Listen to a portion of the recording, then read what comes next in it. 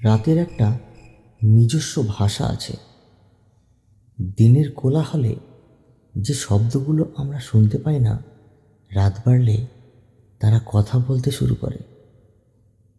আপনারা যারা এই মুহূর্তে কানে হেডফোন দিয়ে ঘরের আলো নিভিয়ে আমার গল্প শুনছেন, একবার কান পেতে শুনুন তো আপনার চারপাশটা।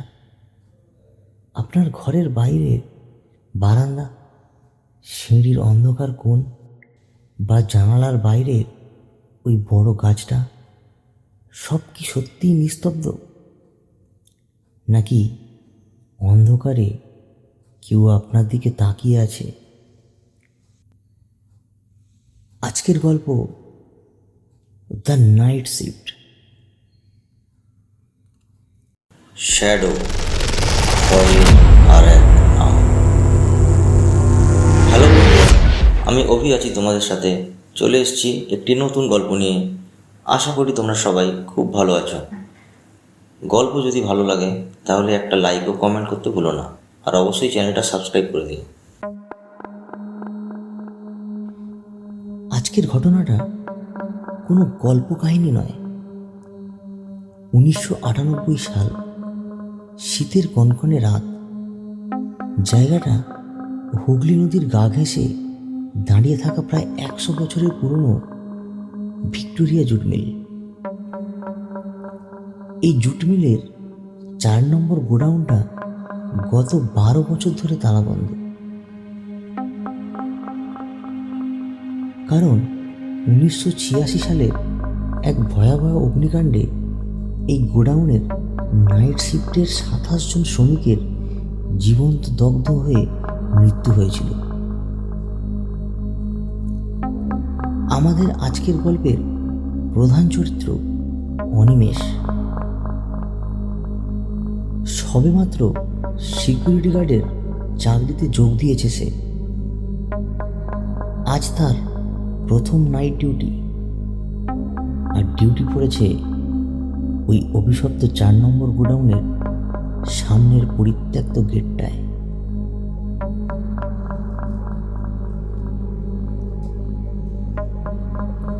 রাত তখন 2:45। শীতের রাতের নদীর দিক থেকে আসা কনকনে হাওয়ায় অনিমেষের গায়ের মোটা জ্যাকেটটাও যেন হার মানছে। ঘুটঘুটে অন্ধকার, সম্বল বলতে হাতে থাকা একটা ভারী 3 টর্চ আর একটা লাঠি। 4 নম্বর গোডাউনের বিশাল লোহার দরজাটার সামনে একটা ভাঙা টুলে বসেছিল অনিমেষ। হঠাৎ হাওয়াটা যেন একদম থেমে গেল। নদীর জলের শব্দ, ঝিঁঝি পোকার ডাক, সব যেন জাদুর মতো উধাও হয়ে গেল। একটা অস্বাভাবিক জমাট বাঁধা নিস্তব্ধতা গ্রাস করলো চারিপাশ।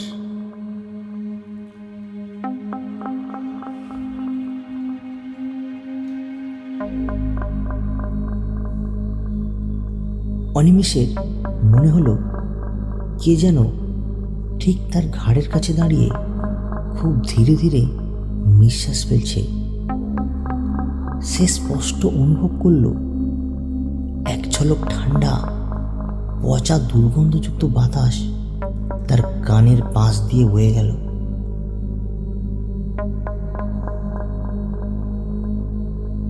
চমকে উঠে দাঁড়ালো অনিমেষ। টর্চের আলো ফেল চারিদিকে।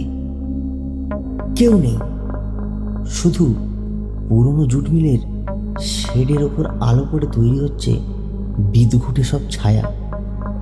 নিজেকে প্রবোধ দিল সে, নতুন জায়গা, তাই মনের ভুল হচ্ছে। কিন্তু ঠিক তখনই ঘটনাটা ঘটল।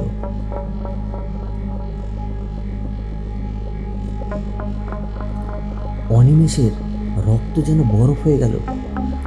যে গোডাউনে 12 বছর ধরে বিদ্যুতের সংযোগ নেই, যার দরজায় জংধরা বিশাল তালা ঝুলছে, তার ভেতর থেকে জুট মিলের ভারী তাঁত মেশিন চলার শব্দ আসছে কিভাবে? অনিমেষের পা দুটো যেন মাটিতে গেঁথে গেছে। সে শুনতে পেল মেশিনের শব্দের সাথে সাথে ভেতর থেকে ভেসে আসছে অনেকগুলো মানুষের ব্যস্ত গলার আওয়াজ, ঠিক যেমনটা নাইট শিফটের কাজ চলার সময় হয়। কাঁপতে কাঁপতে অনিমেষ টর্চটা জেলে গোডাউনের দরজার দিকে এগোতে লাগলো। দরজার একটা ছোট্ট ফুটো দিয়ে সে ভেতরে উঁকি দিয়ে যা দেখল, তাতে তার রক্ত হিম হয়ে যাওয়া জোগাড়। ভেতরে ঘুটঘুটে অন্ধকার, কিন্তু সেই অন্ধকারের মধ্যেও অনিমেষ স্পষ্ট দেখতে পেল কয়েক ডজন ছায়ামূর্তি মেশিনের সামনে ঝুঁকে কাজ করছে। তাদের কোনো মুখ নেই, শরীরটা কালো ধোঁয়ার মতো। হঠাৎ মেশিনের শব্দগুলো একটা তীক্ষ্ণ আর্তনাদে বদলে গেল। অনিমেষ দেখল ছায়ামূর্তিগুলোর গায়ে দাউ দাউ করে আগুন জ্বলছে। তারা বদ্ধ গোডাউনের ভেতর ছটপট করছে, দরজার দিকে ছুটে আসার চেষ্টা করছে। আর সেই পোড়া মাংসের বীভৎস গন্ধটা যেন গোডাউনের ফুটো দিয়ে বেরিয়ে অনিমেষের নাকে এসে আছড়ে পড়ল।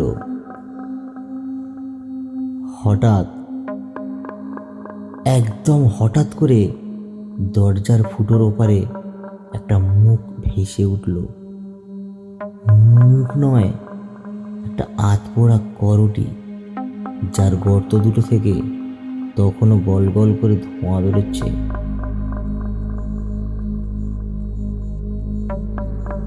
করটিটা দরজার ফুটো দিয়ে সোজা অনিমেষের দিকে তাকিয়ে একটা গলিত বিকৃত গলায় বলে উঠল,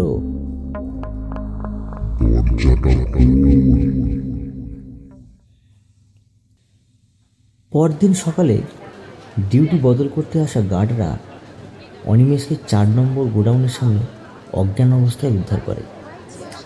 তার গায়ে তখন প্রচণ্ড জ্বর, আর সে শুধু প্রলাপ বকে যাচ্ছে, দরজাটা খুলে দে, ওরা পুড়ছে। অনিমেষ আর কোনোদিন ওই জুটুমুখো হয়নি।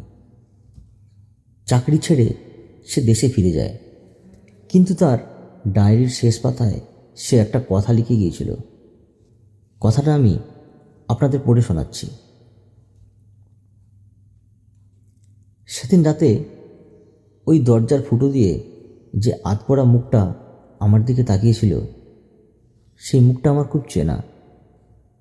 ওটা ছিল আমার নিজের জ্যাঠামশাইয়ের মুখ, যিনি ওই 1986 সালের নাইট শিফটে ডিউটি করতে গিয়ে আর বাড়ি ফেরেননি। ওরা আজও ওখানে আটকে আছে। প্রতি রাতে শিফট শুরু হয়, আর প্রতি রাতে ওরা ওই বদ্ধ ঘরে আগুনে পুড়ে মরে।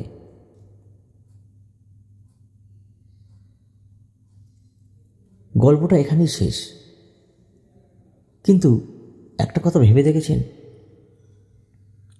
আপনি যখন শান্তিতে রাতে ঘুমান, তখন পৃথিবীর কোথাও না কোথাও অন্ধকারে কেউ হয়তো অনন্তকাল ধরে তার যন্ত্রণার পুনরাবৃত্তি করে চলেছে। আজ রাতে ঘুমাতে যাওয়ার আগে আপনার ঘরের দরজাটা ভালো করে বন্ধ করেছেন তো? একটু দেখে নেবেন, কারণ অন্ধকারে কে কোথায় দাঁড়িয়েছে তা আমরা কেউ জানি না। আজকের গল্প কেমন লাগলো কমেন্ট করে জানাতে ভুলো না। তোমাদের কাছেও যদি কোনো ঘটনা থাকে, লিঙ্কে দেওয়া ফেসবুকে মেসেজ করে পাঠাও। তাহলে কথা হচ্ছে পরের এপিসোডে। আর অবশ্যই চ্যানেলটা সাবস্ক্রাইব করতে কিন্তু ভুলো না।